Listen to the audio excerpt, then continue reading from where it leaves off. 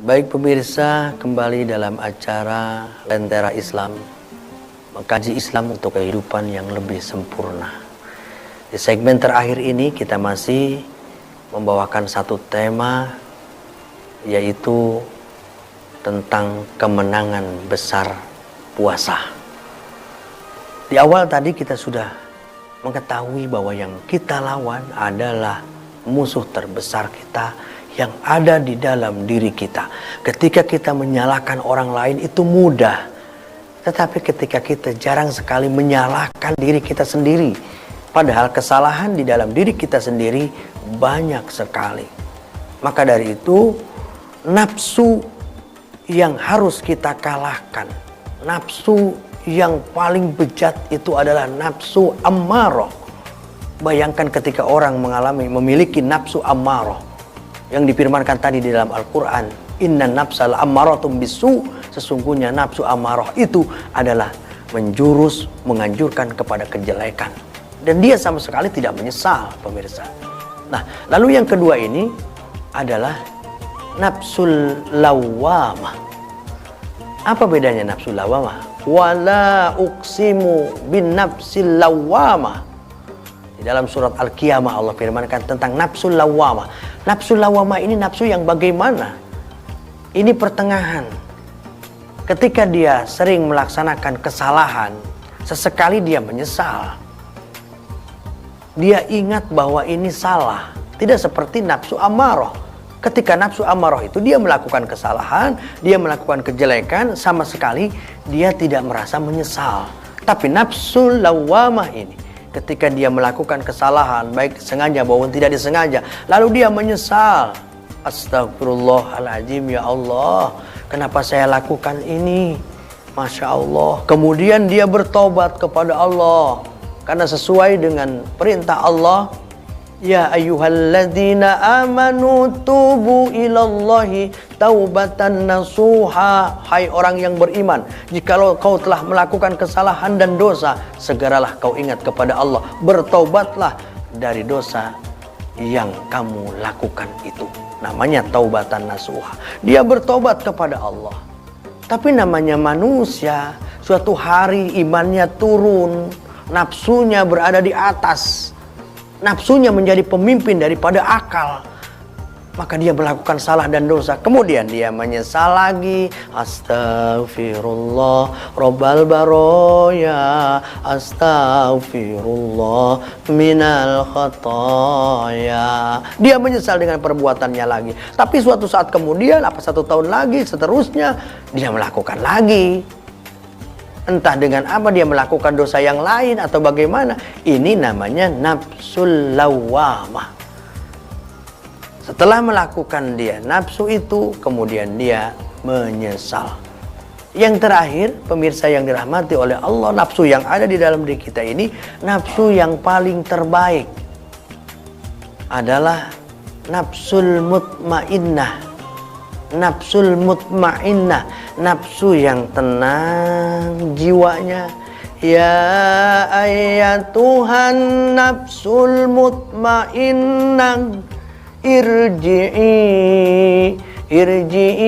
ila rabbiki radiyatan mardiyah, fadkhuli fi ibadi wadkhuli jannati.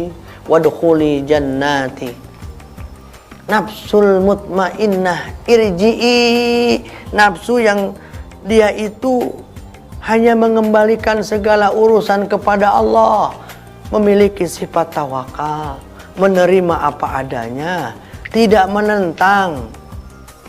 Kalau kita masih menentang, berarti kita belum bisa menundukkan hawa nafsu. Maka orang yang beriman itu yang menundukkan hawa nafsu, dia punya tawakal. Tawakal itu la tas'al, ya, la turon, jangan menolak, terima saja. Seperti itu. Jadi ketika kita memiliki nafsul mutmainnah, senantiasa nafsu itu menggiring kepada keriduan Allah. Irji'i ila rabbiki radiyatan mardiyah.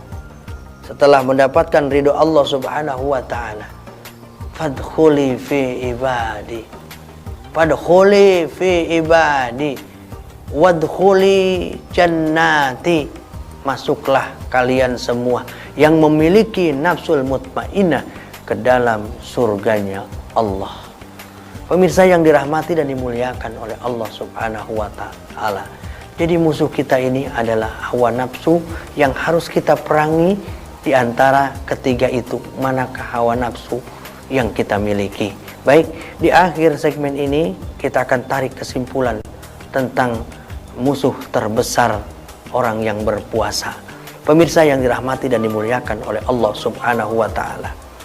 Kepayahan puasa yang kita lakukan memang betul lapar, haus, lemah kita. Padahal sesuatu ini adalah sesuatu yang halal buat kita.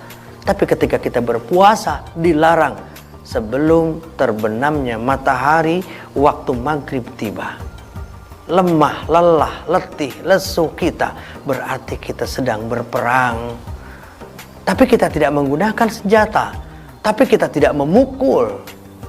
Dan perang itu adalah bukan perang fisik, tapi perang batin, perang melawan hawa nafsu, keinginan-keinginan yang cenderung kita untuk melakukan kejahatan, kezaliman, kesalahan, merugikan orang lain, merugikan diri sendiri. Semua itu timbul dari hawa nafsu yang tidak terkendali. Maka puasa ini mengendalikan hawa nafsu, mengendalikan hawa nafsu setiap hari, setiap saat, sampai 1 bulan kita biasakan, kita kendalikan itu. Sehingga kata Nabi, as-saumu junnatun, puasa ini adalah merupakan tameng, perisai diri kamu, bukan untuk ketika kamu berpuasa di bulan Ramadan saja. Ketika terus menerus kita lakukan, menahan nafsu, memerangi hawa nafsu, kita akan mendapatkan kemenangan besar, yaitu la'allakum tattaqun, memiliki predikat yang termulia di hadapan Allah. Bukan harta, bukan tahta, bukan permata, tapi nilai ketakwaan yang paling dimuliakan oleh Allah. Inna akramakum indallahi atqakum. Itu semua kita gapai, kita dapati karena kita berperang melawan hawa nafsu selama 1 bulan di dalam Ramadan ini. Keluar kita Ramadan dengan latihan setiap harinya, maka kita akan mendapat predikat yang tinggi, yaitu la'allakum tattaqun. Pemirsa yang dirahmati oleh Allah Subhanahu wa taala, kiranya cukup sampai di sini acara Lentera Islam yang kita cintai pada segmen saat ini. Mudah-mudahan kita akan bertemu di lain kesempatan. Demikian, kurang lebih mohon maaf, billahi taufik wal hidayah wal afwa minkum. Assalamualaikum warahmatullahi wabarakatuh.